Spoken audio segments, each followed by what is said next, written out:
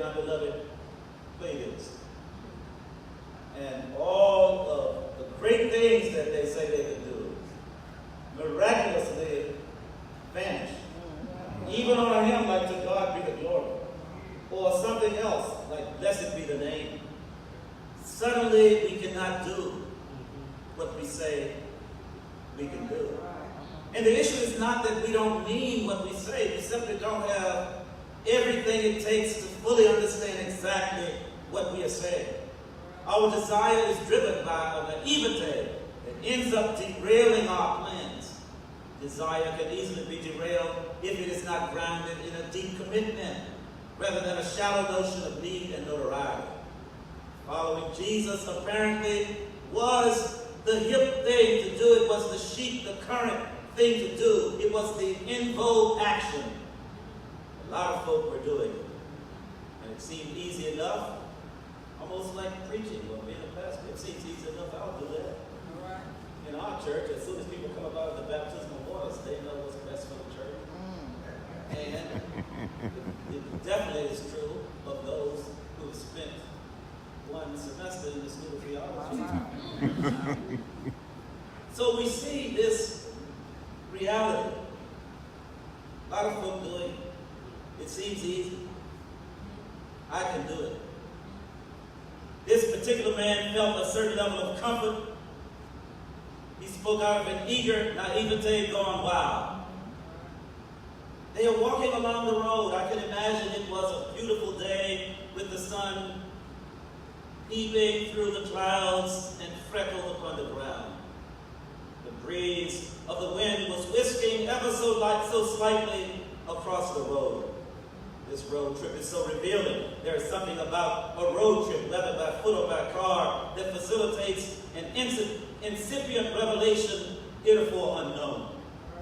The mode of transportation doesn't seem to matter that much. It's a road. It's long. It's winding. It's sloped with hills and curves.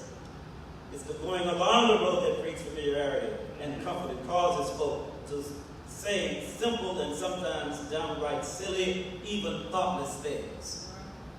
Absurd, like Grant, if you will, in a lesson before dying. I was not there, yet I was there.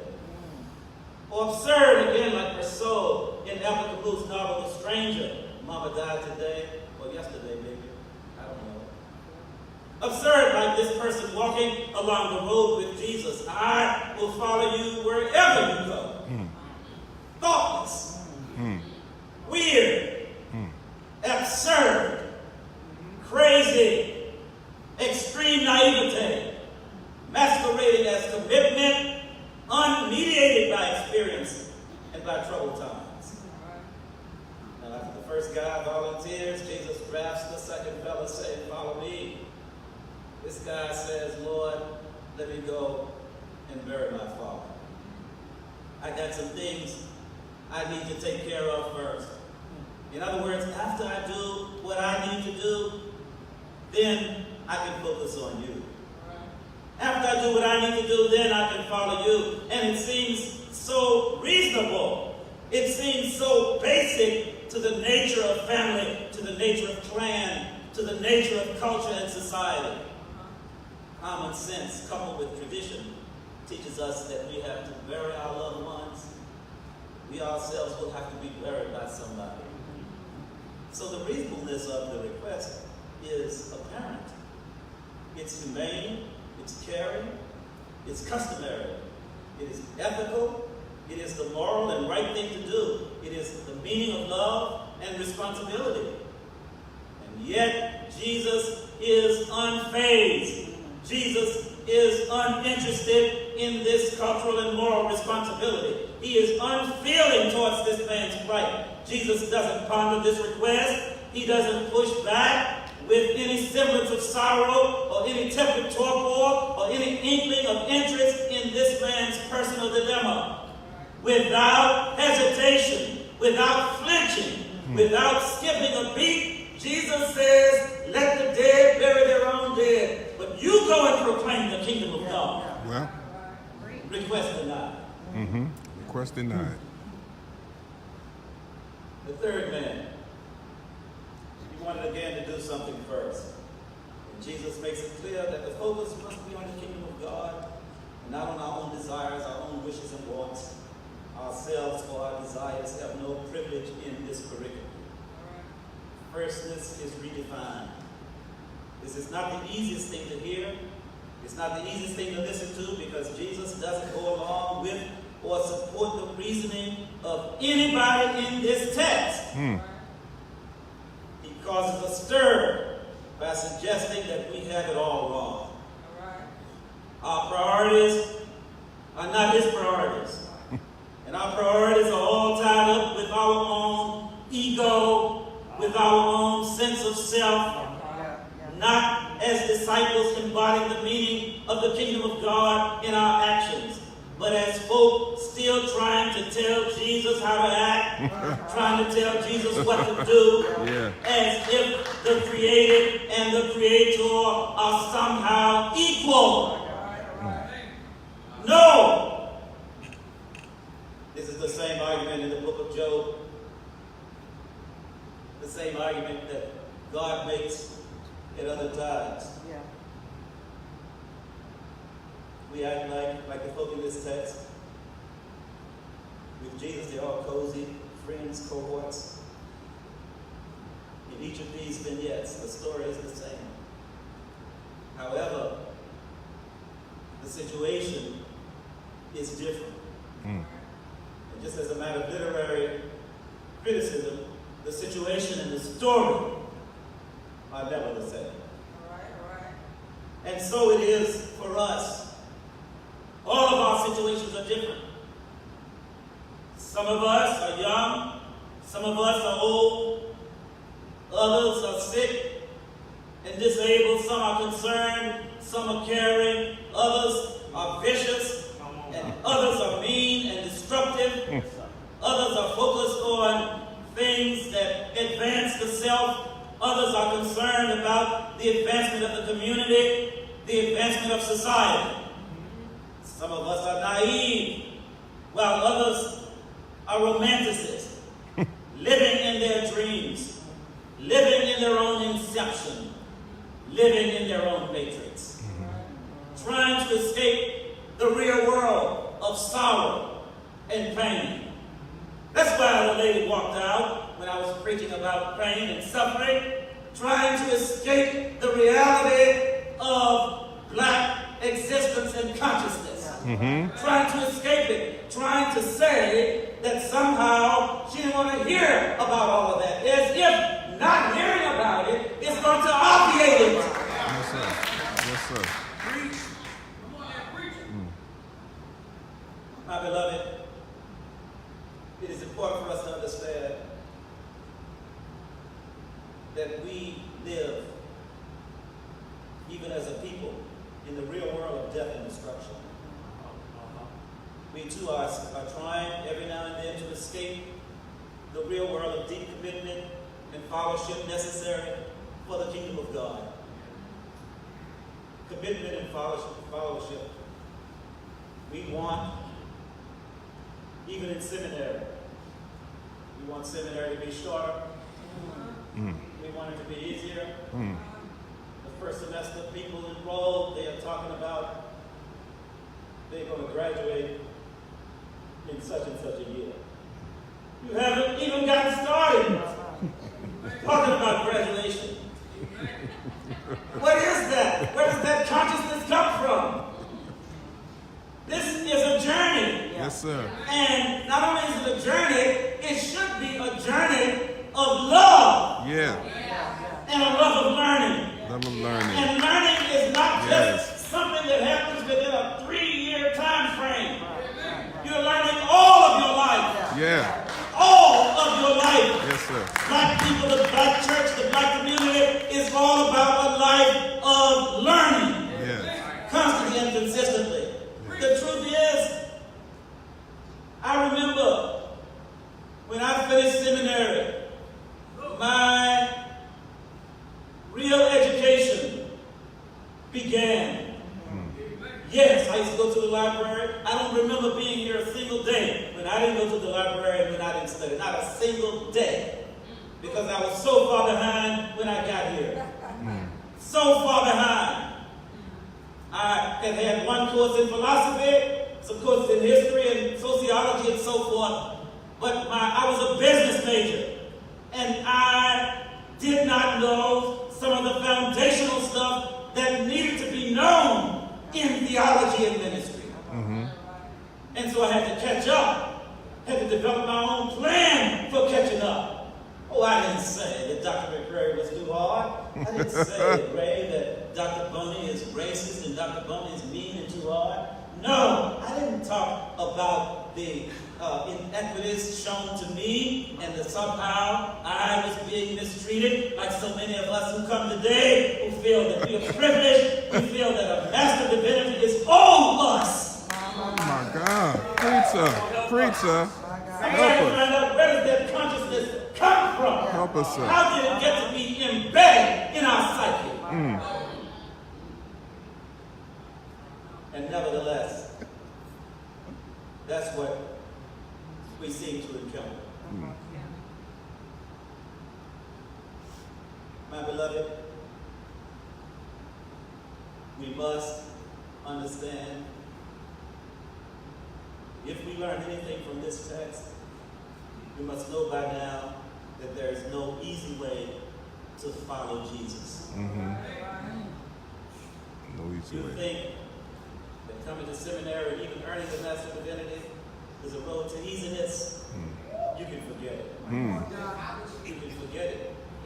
If you think you're being corrected in class is somehow an affront to your personality and to who you are, you can forget it.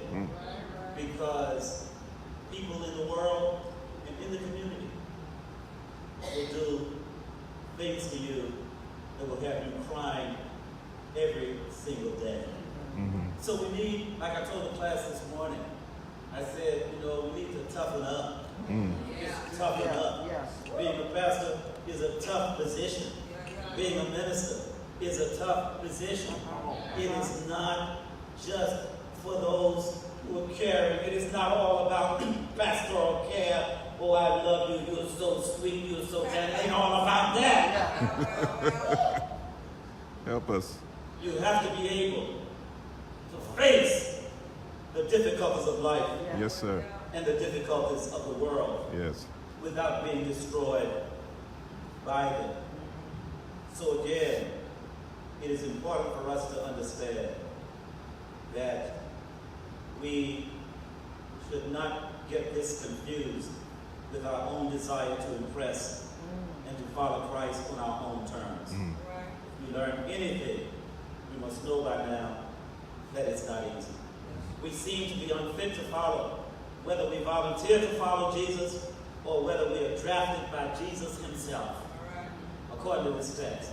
Either way, doesn't seem to satisfy Jesus, nor us for that matter. Listen, I'll follow you wherever you go, said this first man. Jesus warns him without calling him a dunce. Jesus warns him without calling him an egomaniac. Jesus warns him without even demeaning his ignorance. Jesus warns him, saying, foxes have holes, birds of the air have nests, but the Son of Man has nowhere to lay his head. And the second man doesn't volunteer, but he is drafted by Jesus. He has to bury his father first and basically ask Jesus permission. Lord, let me go. Jesus said, no. You don't have time for that. There's too much trouble in the world. There's too much pain. There's too much suffering. People are killing themselves and each other. There is injustice and there is indifference. There are power-hungry dictators pummeling the people and depriving them of their dignity and their humanity. Death is all around us. You go and proclaim. You go and preach. You go and declare. You go and say from the rooftops. Proclaim the kingdom of God. Proclaim that the first will be last and the last will be first. Proclaim the kingdom of God, where the widows and the orphans will be taken care of, yes, and the sick will be healed, and the rough places will be made plain, and the glory of the Lord shall be revealed to all flesh. You go and you proclaim. You go and you preach the kingdom of God. You proclaim that Jesus is Messiah. You proclaim that Jesus is Lord. You proclaim that Jesus is King of Kings. You proclaim that the kingdom of God is in our midst right now. No, you ain't got time to go and bury nobody. Just go and try to transform the world. Yeah. No more bickering. Proclaim that the kingdom of God is a place where there is no more bickering and no more backbiting. No more social stratification. No more racism. No more hatred. No more indifference. This third man says, I'll follow you, Lord, but let me first say goodbye to those in my house. Jesus says, nobody who puts his hand to the plow and looks back is fit for the kingdom of God. My beloved, we can't even claim to do what we claim we want to do because we don't fully understand the meaning nor the consciousness of our own self-constructed claims. We claim all kinds of things. Jesus scratches everybody's itch, makes the gospel message plain. We don't want to be unfit followers. We have to recognize what it takes to make ourselves fit. Anytime we want to follow Christ on our own terms, we are in fact unfit. Following Jesus Christ without understanding the high cost makes us unfit. Following Jesus after we do everything else we want to do makes us unfit. Fitness is a forward-looking faith. Fitness is a forward-looking action. Fitness is keeping your hands on the plow and not looking back. Don't look back because there is a lot of regret back there. Don't look back because there's a lot of pain back there. Don't look back because there's a lot of suffering back there. Don't look back because there are a lot of aches back there. Don't look back because there's a lot of anger. There's a lot of agony back there. Don't look back because there is abuse back there. Don't look back because there's objection back there. Don't look back because there are all kinds of skeletons back there. Don't look back because there are all kinds of scars back there. Don't look back because there is no redemption back there. There is no hope back there. Hope is the vision for the future. Hope is a productive phenomenon.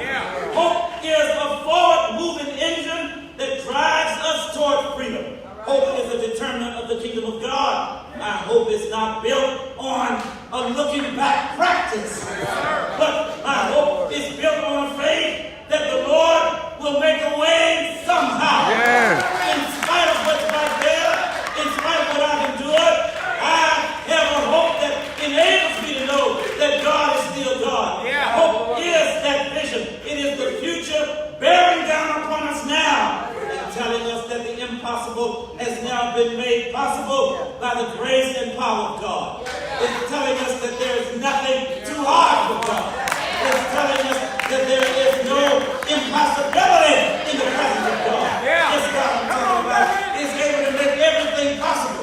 I don't have to tell you how unfit He is today. I ain't got to tell you that. Only God will enable us to understand that none of us deserves to be where we are today. God has been so good to us. God has blessed us. Women and witness, we are here because of the goodness of God, because of the grace of God.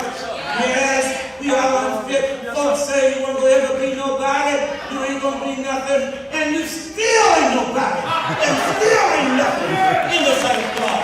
Oh, the truth is that it is through unfitness that we are made fit. Are you with me? We are made fit by unfitness. It is through all of our mess. It is through the wretched wranglings of our behavior. It is through our attitudes, bad and otherwise. It is through our wilted, weak minds and our bodies that we come to claim through the miracle of the cross that Jesus has paid the price for all of us. These three characters in our text are symbols, they are metaphors for each and every one of us this morning. I confess to you and I confess to Christ Jesus that I am this man who spoke up too soon. I am that man who said, I'll follow you, Lord, wherever you go. I am that man who's called to follow. But I had to do something else first. I say to you, I am this man, and you are that man, and you are that woman, just like those persons in this text.